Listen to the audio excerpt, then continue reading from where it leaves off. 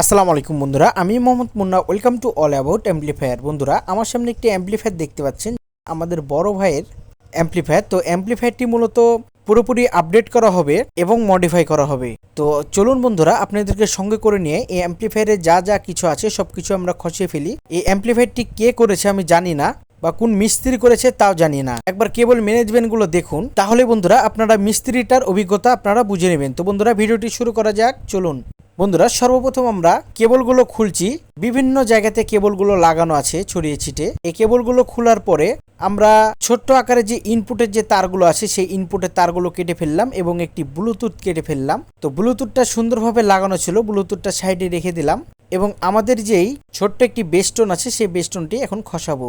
তো মূলত এই বেস্টনটি আমাদের রিফাত ভাই তৈরি করেছিল সর্বপ্রথম।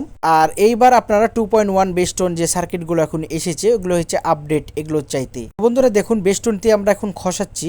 বেস্টনের যেই ভলিউমগুলো আছে সেই ভলিউমের কেবলগুলো এক হাত করে দেওয়া আছে। তো মূলত আমরা তারের কোডগুলো বসিয়ে আমরা সুন্দরভাবে ভলিউমগুলো সোল্ডারিং করে থাকি, কিন্তু দেখুন সে কিভাবে করে কাজগুলো করেছে। এরপর আমরা বড় ট্রান্সফরমার যেই নাটগুলো আছে সেই নাটগুলোকে খোলার চেষ্টা করছি।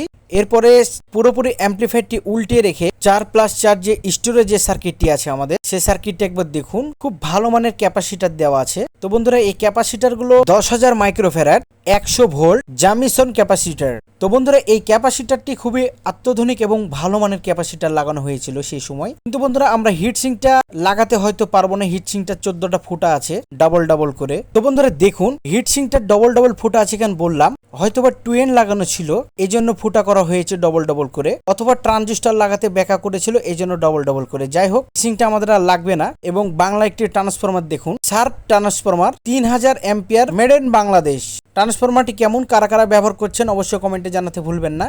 এবং আমরা পরবর্তীতে এই ট্রান্সফরমারগুলো দিয়ে কি করব সবকিছু আপনাদেরকে দেখাবো। এর আগে বন্ধুরা দেখে নিন, একটি মাইক্রোফোনের সার্কিটের সঙ্গে একটি ভলিউম দেখতে পেলাম, খুব আধুনিক ভলিউম। এরপর আমরা বড় যে সবচাইতে ট্রান্সফরমারটি আছে, বড় ট্রান্সফরমার, সেই ট্রান্সফরমারটি খসিয়ে দেখলাম।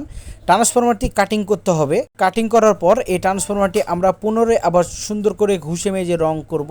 সেগুলো সবকিছু ভিডিওগুলো আপনাদের মাঝে শেয়ার করে থাকবো। তো বন্ধুরা দেখুন, এটা কি কোনো কেবল ম্যানেজমেন্টের ভিতরে পড়ে কিনা অবশ্যই জানাবেন। একবারে বগলির লোম বললেই চলে, একবারে অনেকগুলো একগুচ্ছ তার। তো যাই হোক বন্ধুরা, যে যেমন ভাবে পারে সে সেমন ভাবে ইনকাম করে খায়। কিন্তু বন্ধুরা, আমাদের এই কাজগুলো হজম হয় না, এই জন্য আমরা এভাবে করে ভিডিওগুলো তৈরি করি। যেটা ভালো সেটাকে ভালো বলবো, যেটা মন্দ সেটাকে অবশ্যই মন্দ বলবো।